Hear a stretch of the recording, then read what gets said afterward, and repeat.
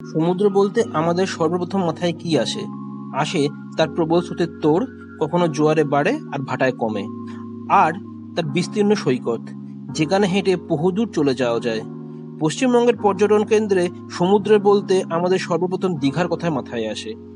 কিন্তু দীঘা পার্শ্ববর্তী অঞ্চলে কয়েকটি জায়গা যেটি সৌন্দর্যের দিক থেকে দীঘাকে টেক্কা দেয়, সেটি হলো মন্দারমণি ও শঙ্করপুর। আজকের এই ভিডিওতে আমরা আপনাদের দেখাবো শঙ্করপুরের সমুদ্রের উত্তাল ঢেউ এবং তার আশেপাশের প্রকৃতির অপরূপ সৌন্দর্য। সেখান থেকে ঝড় বৃষ্টির মধ্যে মেরিন ড্রাইভের পাশ দিয়ে টোটো করে যাওয়ার এক রোমাঞ্চকর অভিজ্ঞতা। এখন আমরা হচ্ছে মেরিন ড্রাইভে, এত বৃষ্টি আর এত ঝড়। সেখান থেকে দীঘার বিশ্ববাংলা গেট হয়ে দীঘার মাছের বাজার এবং মোহনার বিচে হেঁটে বেড়ানোর এক দুর্লভ মজা। তো ভিডিওটি স্কিপ না করে দেখতে থাকুন আহারে বিহারের এই বিশেষ ট্রাভেল ভিলগ।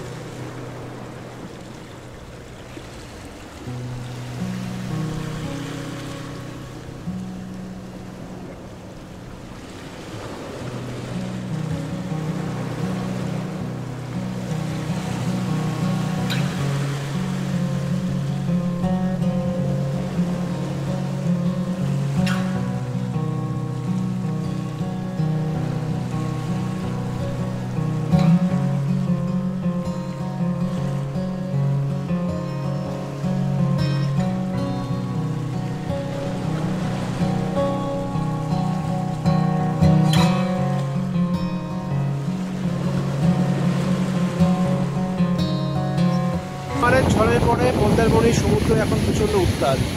এখন চারপাশে এতটা হাওয়া আর এতটা জোয়ার যে হাওয়াটারে কিছু সময় শোনাই যাচ্ছে না।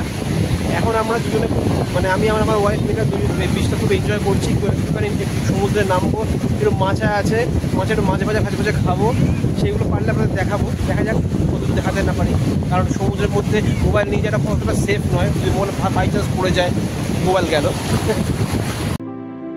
প্রসঙ্গত বলে রাখি, এই মন্দারমণি নামকরণ হয়েছে আগে এখানে মন্দার ফুল পাওয়া যেত বলে, কিন্তু এখন আর তা নেই।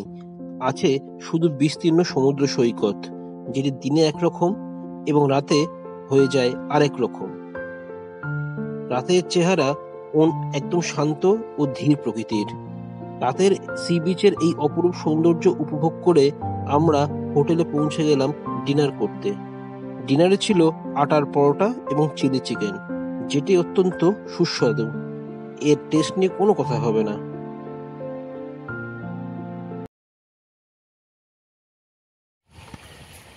গুড মর্নিং বন্ধুরা, আজকে মন্দারমণিতে দ্বিতীয় দিন।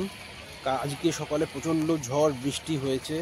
এখন কটা বাজে? এখন প্রায় 9:30 বাজে। তো এখন অনেক সকাল অবধিও বেরিয়ে যাওয়ার কথা ছিল, কিন্তু এত ঝড় বৃষ্টির জন্য বেরোতে পারিনি।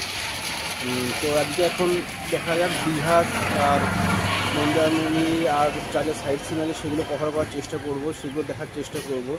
আজকে আমরা দীঘাতে যাচ্ছি, দীঘা কিছু সাইট সিন যাচ্ছি, আর তাজপুর শঙ্করপুরে কিছু সাইট সিনে যাচ্ছি। তো সেগুলো আপনাদের একটা করে দেখাবো, দেখতে থাকুন।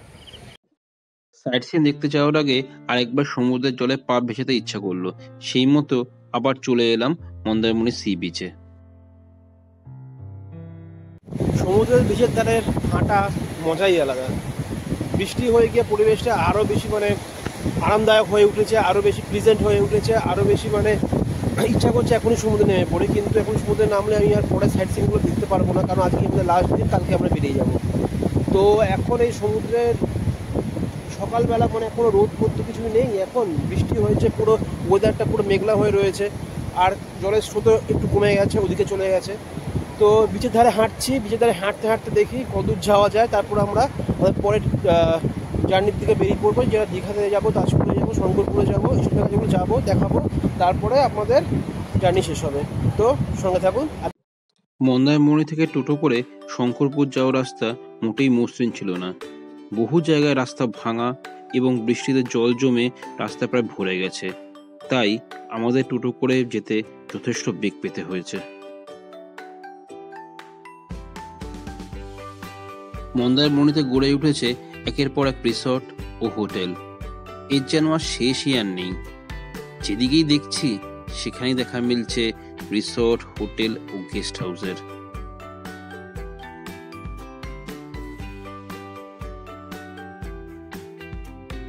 আমাদের এই যাত্রাপথ মসৃণ না হলেও চারপাশে প্রাকৃতিক দৃশ্য যথেষ্ট মনোরম ছিল, যেটি আমাদের মুডটাকে অনেকটা ঠিক রেখেছিল। এড়িয়ে আমাদের প্রথম সাইট সিন মেরিন ড্রাইভে এসে পৌঁছলাম। তখন প্রচন্ড ঝড় বৃষ্টি শুরু হয়েছে, আর এই ঝড় বৃষ্টির মধ্যেও মেরিন ড্রাইভের সমুদ্র অপরূপ সুন্দর লাগছিল। গাইস, এখন আমরা হচ্ছে মেরিন ড্রাইভে। এত বৃষ্টি আর এত ঝড়, কিছুতেই রাখতে পারছি না। কি করে যে নিয়ে যাবো, বাইরে দেখাবো, কিছু বুঝতে পারছি না। ছাতাও মানছে না। দেখে এত হাওয়া উঠছে এখানে, ওটার মধ্যে বসে হচ্ছে বাইরে যেতে পারছি না, কারণ ছাতাও উড়ে নিয়ে চলে যাচ্ছে। দেখি কত কিছু দেখাতে পারি। মেরিন ড্রাইভের এই ঝড় বৃষ্টিকে পেছনে ফেলে আমরা আবার যাত্রা শুরু করলাম শঙ্করপুরের উদ্দেশ্যে।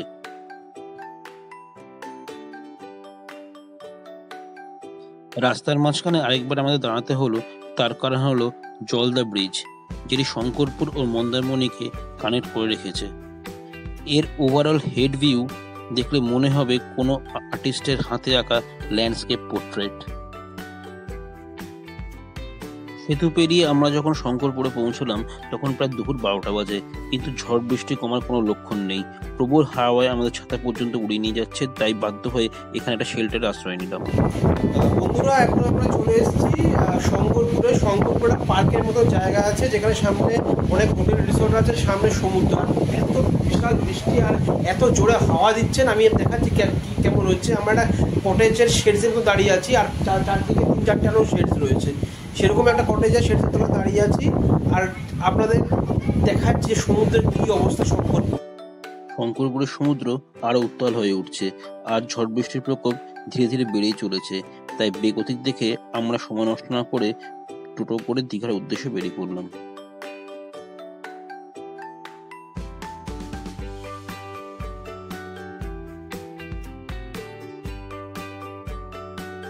শঙ্করপুর থেকে দীঘার দূরত্ব প্রায় 10 কিলোমিটার, যেতে লাগবে 15 থেকে 16 মিনিট।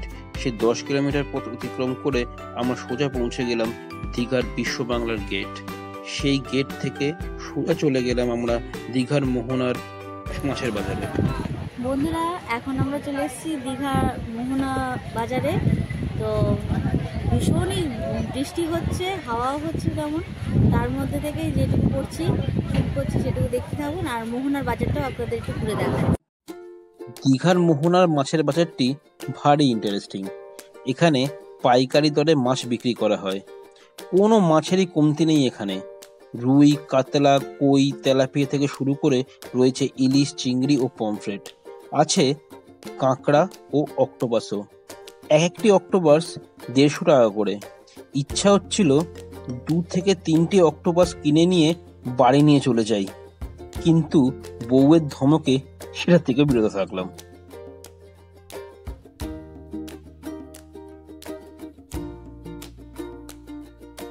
দীঘার মোহনার বীচটি এখানকার সবচেয়ে আকর্ষণীয় জায়গা। একদিকে মাতঙ্গিনী নদী আর অন্যদিকে সমুদ্র, এই দুয়ের মিলনে সৃষ্টি হয়েছে এই মোহনা। এর মাঝখান দিয়ে তৈরি হয়েছে পায়ে হেঁটে চলা পাথরের রাস্তা, আর ধারে একের পর এক পাথরের ওপর আছড়ে পড়ছে সমুদ্রের বিশাল আকৃতির ঢেউ। আর মোহনার বিশাল সমুদ্র সৈকত, যেটি অনেক দূর পর্যন্ত বিস্তীর্ণ হয়ে রয়েছে। এখানকার ঝালমুড়ি, পাঁপড় ভাজা, এই সমস্ত খাবার নিয়ে ঘন্টার পর ঘন্টা গল্প করে কাটিয়ে দেওয়া যায়।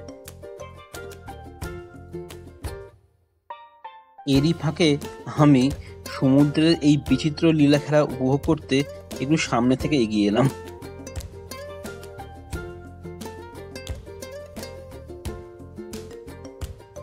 মোহনা দেখা শেষ করে আমাদের শেষ দর্শনীয় স্থান দীঘার একটি পার্ক দেখতে বেরিয়ে পড়লাম। তখন আকাশ প্রায় পরিষ্কার, বৃষ্টির লেশ মাত্র নেই। দীঘার এই পার্কে যখন আমরা পৌঁছলাম তখন দেখলাম বিশ্বকবি রবীন্দ্রনাথ ঠাকুরের এই বিশাল স্ট্যাচু মেন গেটের মুখে আমাদের দিকে তাকিয়ে দাঁড়িয়ে রয়েছে। আর অসংখ্য মানুষের তার পরিবারের সঙ্গে তোলা সেলফি ও ফটোগ্রাফি এবং দীঘার সমুদ্রের উত্তাল রূপ এবং তার আছড়ে পড়া পাথরের ওপর ঢেউ এই দীঘার পুরো পার্কটিকে এক অন্য মাত্রায় পরিবর্তন করেছে।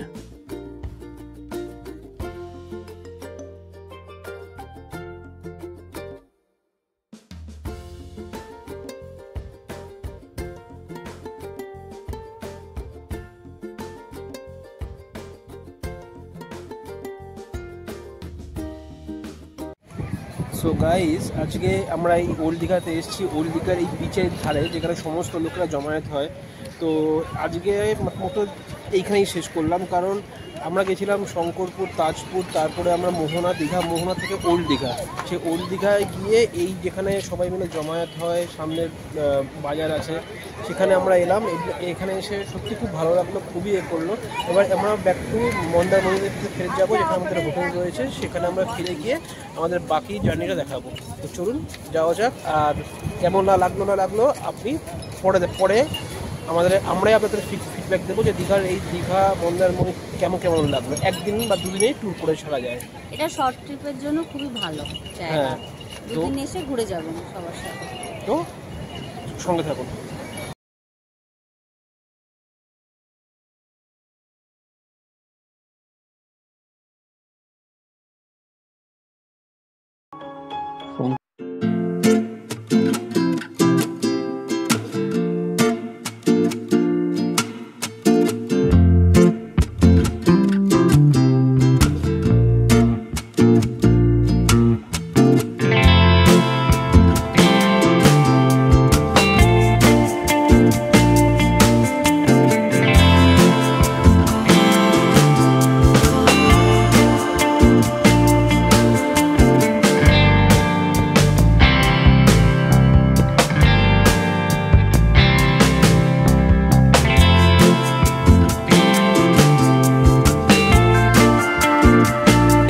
আমরা ব্যাক করছি, বাড়ি ব্যাক করছি। আজকে অলরেডি চেক আউট করে ফেলেছি। শেষ দিন মানে আর মন্দারমণি থেকে আমরা বেরিয়ে যাচ্ছি আজকে। গোটা ট্রিপটা খুব সুন্দর হয়েছে, খুবই ভালো হয়েছে। মানে সমুদ্রে খুব একটা চান করিনি, সমুদ্রেও জাস্ট পা ভিজিয়েছি, আর কিছু করিনি। এমনি যা ঘুরেছি, যা দেখিয়েছি, আপনাদের আশা করি ভালো লাগবে। আপনারা ভালো করে দেখবেন ভিডিওটা, যতটুকু পারি ইনফরমেশান দেওয়ার চেষ্টা করেছি। এখন আমরা চাউলখোলায় চলে যাচ্ছি। চাউলখোলা থেকে আমাদের বাস রয়েছে, সে বাসে করে আমরা ব্যাক টু হোম। তো দেখতে থাকুন আমাদের সঙ্গে, এইভাবে সাপোর্ট করবেন। আরও ভালো ভালো জায়গায় আমাদের যাওয়ার ইচ্ছা রয়েছে ভবিষ্যতে। আর চ্যানেলটাকে আপনারা সাপোর্ট করে যান এইভাবে, আর দেখতে থাকুন আহারে বিহারে। ভিডিওটি কেমন লাগলো কমেন্ট করে জানাতে ভুলবেন না। ভিডিওটি লাইক অ্যান্ড শেয়ার করে চ্যানেলটিকে সাবস্ক্রাইব করে দেবেন। খুব শীঘ্রই আবার দেখা হবে আপনাদের সাথে পরের ভিডিওতে। Till then, good bye and take care.